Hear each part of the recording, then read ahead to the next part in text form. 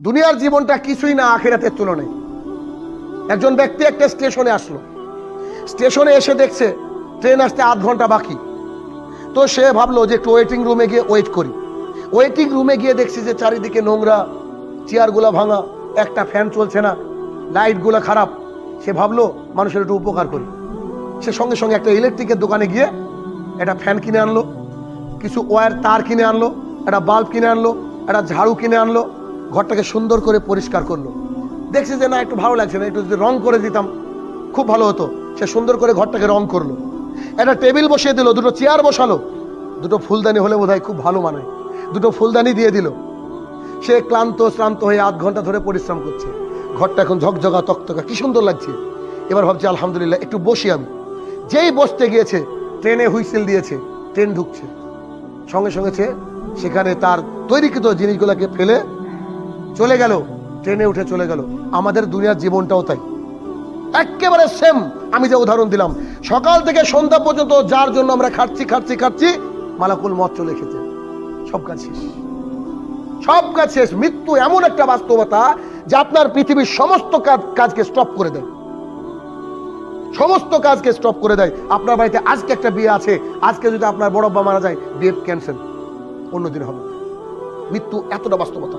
আজকে আপনি চেন্নাই যাবেন ডাক্তার দেখাতে, আপনার স্ত্রী মারা গিয়েছে, আপনার ছেলে মারা গিয়েছে, আপনার ডাক্তার দেখা ক্যান্সেল হয়েছে, আপনার ক্যান্সার, তাতে কি আপনার ক্যান্সার সবকিছুকে থামিয়ে দিতে পারে। এই জন্য আল্লাহ সুবহানাহু ওয়া তাআলা বললেন যে তোমরা দুনিয়ার জীবনকে প্রাধান্য দিয়ে থাকো, অথচ দুনিয়ার তুলনায় আখিরাত অনেক বড়, অনেক বড়, বিশাল। চিন্তা করে দেখেন, একবার খেয়াল করে দেখেন, এখানে 60 থেকে 70 বছর বাঁচবো আমরা, জানি না আজকেও মৃত্যু হতে পারে।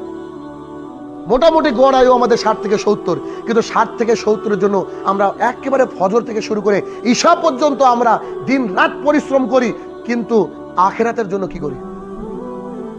আখিরাতের জন্য রুটিন আমাদের কিছু নেই। কিন্তু আখিরাতটা কতদিনের? 60 বছর, 70 বছর, নেভার এন্ডিং লাইফ, যে জীবনের কোনো শেষ নেই, অনন্ত জীবন। কত বোকা ছেলে আমরা, ক্যারিয়ার তৈরি করার জন্য 23 বছর শেষ করে দিলাম, আল্লাহর জন্য একদিনও সালাত আদায় করলাম না, আল্লাহর জন্য একদিনও সিয়াম পালন করলাম না, আখিরাতের জন্য, আমার নিজের জন্য আমি কিচ্ছু করলাম না। গোটা পৃথিবীর মানুষ যদি মুশরিক হয়ে যায়, আল্লাহর 5 পয়সা যায় আসে না। আমাদেরকে বুঝতে হবে। মুস্তাওরিদ ইবনে সাদ্দাদ রাদিয়াল্লাহু তাআলা আনহু বলেন, রাসূল সাল্লাল্লাহু আলাইহি সাল্লাম বলেছেন, আল্লাহর কসম করে বলছি, দুনিয়ার তুলনায় আখিরাতটা হচ্ছে এইরকম যে তোমাদের কেউ হাতের একটা আঙুল সমুদ্রের মধ্যে ডুবিয়ে দেখুক, হাতের আঙুলে পানি কতটুকু উঠলো। হাদিস মুসলিম শরীফের। একটা হাদিস যদি আপনি বুঝতে পারেন, আপনার লাইফ সাকসেস হয়ে যাবে। আবার বুঝেন, মুস্তাওরিদ ইবনে সাদ্দাদ রাদিয়াল্লাহু তাআলা আনহু বলেন, রাসূল সাল্লাল্লাহু আলাইহি ওয়াসাল্লাম বলেছেন, আচ্ছা মুহাম্মদ সাল্লাল্লাহু আলাইহি ওয়াসাল্লাম পৃথিবীতে যতদিন ছিলেন মিথ্যা কথা বলেছেন? এই একজন মানুষ জীবনে মিথ্যা কথা বলেননি। তো তিনি যদি এমনি কোনো কথা বলেন তাও তো গ্রহণযোগ্য, ভালো করে বুঝবেন। কিন্তু তিনি বলছেন আল্লাহর কসম, কথা বুঝতে পারছেন আমার? তিনি বলছেন আল্লাহর কসম, মানে কতটা গুরুত্বপূর্ণ। এই কথা বলার পরে বলছে যে পরকালের তুলনায়, দুনিয়ার তুলনায় আখিরাত বা আখিরাতের তুলনায় এই দুনিয়াটা, কেউ একটা সমুদ্রে গেল, আটলান্টিক মহাসাগর, কতটুকু পানি আছে সমস্ত বিজ্ঞানীরা চেষ্টা করলে মাপতে পারবে না। ভারত মহাসাগর কতটুকু পানি আছে, কি তার গভীরতা, মাপতে গেলে 200 বছর সময় লাগবে। কথা বলছেন না? ওই সমুদ্রে একটা আঙুল ডুবাতে বলছে কে? পৃথিবীর সর্বশ্রেষ্ঠ শিক্ষক মুহাম্মদ সাল্লাল্লাহু আলাইহি ওয়াসাল্লাম। কত বড় সুন্দর উদাহরণ। বলছে তার একটা আঙুলটা ডুবিয়ে দাও, ডুবিয়ে দাও। জি আল্লাহ রাসূল, ডুবালাম। এভাবে ডুবিয়ে বলছে তোমাদের হাতে দেখো তো কতটুকু পানি উঠলো, কতটুকু উঠেছে? 1 ফোঁটা, অথবা পুরো আঙুল সহ 2 ফোঁটা। এবার মুহাম্মদ সাল্লাল্লাহু আলাইহি ওয়াসাল্লাম বলছে আল্লাহর কসম করে বলছি, দুনিয়াটা হচ্ছে 2 ফোঁটা, 1 ফোঁটা পানি, আর আখিরাতটা হচ্ছে সমুদ্র। এটা হচ্ছে আমাদের জন্য দুনিয়া এবং আখিরাতের উদাহরণ।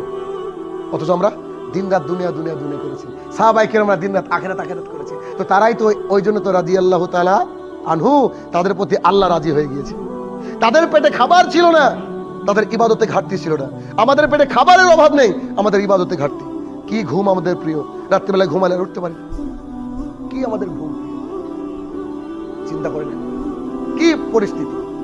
জাবের রাদিয়াল্লাহু তাআলা আনহু বলেন, রাসূল সাল্লাল্লাহু আলাইহি সাল্লাম একদিন বাজারের মধ্য দিয়ে হাঁটছিলেন। এমত অবস্থায় একটা মৃত কান কাটা ছাগলের বাচ্চা রাস্তার পাশে পড়েছিল। একটা মৃত কান কাটা ছোট্ট একটা ছাগলের বাচ্চা রাস্তার পাশে পড়েছিল। রাসূল সাল্লাল্লাহু আলাইহি ওয়াসাল্লাম আমাদের দিকে তাকিয়ে বলেন, সাহাবীরা, জি আল্লাহ রাসূল বলেন, আচ্ছা তোমরা কি এই ছাগলটাকে 1 দিরহামের বিনিময়ে নেবা? আপনার ভাষায় রাসূল সাল্লাল্লাহু আলাইহি ওয়াসাল্লাম বললেন যে তোমরা কি এই ছাগলটাকে 1 টাকার বিনিময়ে নেবা? সাহাবায়ে কেরামরা বলছেন, বলেন কি? আরে ও তো মৃত, আবার কান কাটা, আবার বাচ্চা, ও তো আমাদের কাছে কোনো মূল্যই নাই, 1 টাকা দিয়েও আমরা নিব না। আপনারা কেউ নেবেন? ও তো বাচ্চা, মৃত, আর মৃত জিনিস মুসলমানের জন্য খাওয়া হারাম, অতএব এটা নেওয়ার প্রশ্নে ওঠে না। তারপরে ভাই কান কাটা মানে খুদ, কান কাটা কুরবানি চলে না, বুঝেন না আপনি? খুদ। তো রাসূল সাল্লাল্লাহু আলাইহি ওয়াসাল্লাম এই বাক্য বলেন সাহাবায়ে কেরামকে, কি সুন্দর। আমি এই জন্য সবসময় মুহাম্মদ সাল্লাল্লাহু আলাইহি ওয়াসাল্লামকে আমার শিক্ষক মানি, কেন বলেন তো? এর চেয়েও ভালো উদাহরণ পৃথিবীতে কেউ দিতে পারেনি। তো তিনি বলছেন যে তোমরা কি 1 টাকা দিয়ে, আপনার বাসায় 1 দিরহাম, 1 টাকা দিয়ে এই ছাগলের বাচ্চাটিকে নিবা যে মারা গিয়েছে কান কাটা? তখন সাহাবায়ে কেরামরা বলছে, বলেন কি? এটাকে আমরা 1 পয়সা দিয়েও নিব না, 1 হালালা দিয়েও নেব না, কিচ্ছু দিয়ে নেব না। এবার পয়েন্ট টু বি নোটেড, রাসূল সাল্লাল্লাহু আলাইহি ওয়াসাল্লাম বলছেন, আল্লাহর কসম করে বলছি, আল্লাহর কসম করে বলছি, আল্লাহর কসম করে বলছি, দুনিয়াটা আল্লাহর কাছে তার চেয়েও নিকৃষ্ট যেমন ছাগলটা তোমাদের কাছে নিকৃষ্ট। কথা বুঝেন? একটা ছাগল কান কাটা মৃত যে ছাগলটা আমার কাছে নিকৃষ্ট, কোনো কাজের না, দুনিয়াটা আল্লাহর কাছে তার চেয়ে ডবল বেশি নিকৃষ্ট। এই জন্য দুনিয়ার আরবি দুনিয়া, দুনিয়া মানে নিকৃষ্ট। দুনিয়া মানে কি? নিকৃষ্ট। তাহলে দুনিয়া আর আখিরাতের তুলনা কি? 1 ফোঁটা পানি হচ্ছে দুনিয়া, একটা সমুদ্র হচ্ছে আখিরাত।